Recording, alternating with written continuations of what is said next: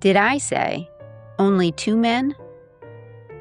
The definition of insanity is doing the same thing over and over and expecting a different result.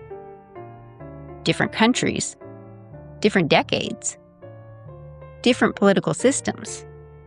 And yet, the players and the settings remain strikingly the same.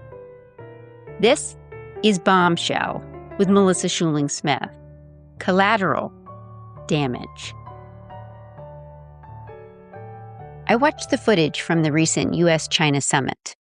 World leaders at a massive boardroom table with every seat filled, discussing the future. And there was not one woman at the table. I couldn't stop thinking, how am I represented if I'm not represented? World summits, boardrooms, AI leadership, banking, tech, energy, the military, human rights initiatives, the UN. If you've never diapered a baby, you're completely unaware of how many diapers they would need or go through in a day. You're probably also unaware of the environmental impact that diapers have. Diapers are one of the largest pollutants on the planet. If you've never had to make a meal for a family out of nothing, how concerned would you be about rising food costs? If you've never had to hold off on medical procedures because of the cost, how would you understand the devastating impact of rising healthcare costs, financially and physically? The rooms shaping the future of humanity still look remarkably similar to how they did 100 years ago. I'm not sure which is scarier to me, that nothing's changed or that no one noticed. 8.2 billion people on the planet, 195 countries, 7 continents, millions of species, an equal men to women population ratio. Yet power remains heavily concentrated among a remarkably narrow demographic. The consequences of exclusion have a catastrophic global ripple effect. Who absorbs inflation? Who survives bad policy? Who lives with healthcare failures? Who carries the consequences of war? Who pays the price for insulated decision-making? Women, children, and the disadvantaged do. More than 1,200 Israelis were killed in the October 7th attack, and hundreds more were taken hostage, many of whom later died in captivity. The UN estimated that the verified deaths in the early Gaza casualty assessment were 70% women and children. More than 38,000 women and children have been killed in Gaza since the conflict began. According to the UN Women and UN Monitoring, more than 5,000 women and children have been killed in the Ukraine since the full-scale invasion began in 2022.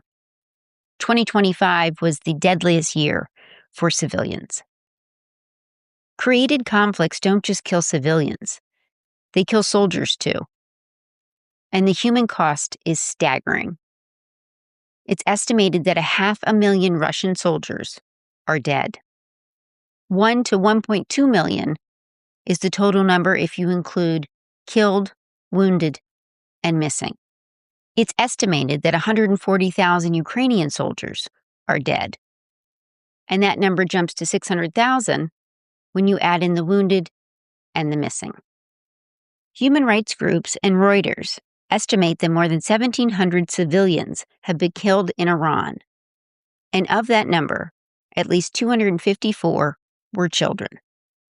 A U.S. strike on a girls' school killed an estimated 160 to 170 girls and staff.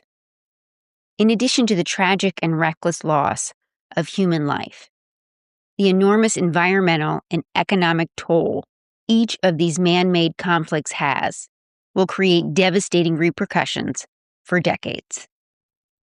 Landmines, naval mines, decimated infrastructure that hampers and destroys potential for generations. When representation doesn't exist, blind spots become policy. The standardization of power, the imagery, the repetition, the visual conditioning has made us stop seeing how dysfunctional it truly is. The image of power has been burned into our brain. Generation after generation, we inherited the same visual language of authority. We have been trained to see it for so long, we no longer notice it. Long tables, dark suits, same voices, same structures, same handshakes, same dog and pony show for the world to see. Normalization is one of the most powerful political tools in human history, and it has created an untenable global structure solely based on profit and power. A system that doesn't fully represent humanity fails. It is the consequence of normalizing exclusion, poverty, and global human suffering. So my question is not whether concentrated power exists. It does. My question is, who benefits from it? Who is protected by it? And who becomes collateral damage because of it? This is Bombshell with Melissa Schuiling Smith.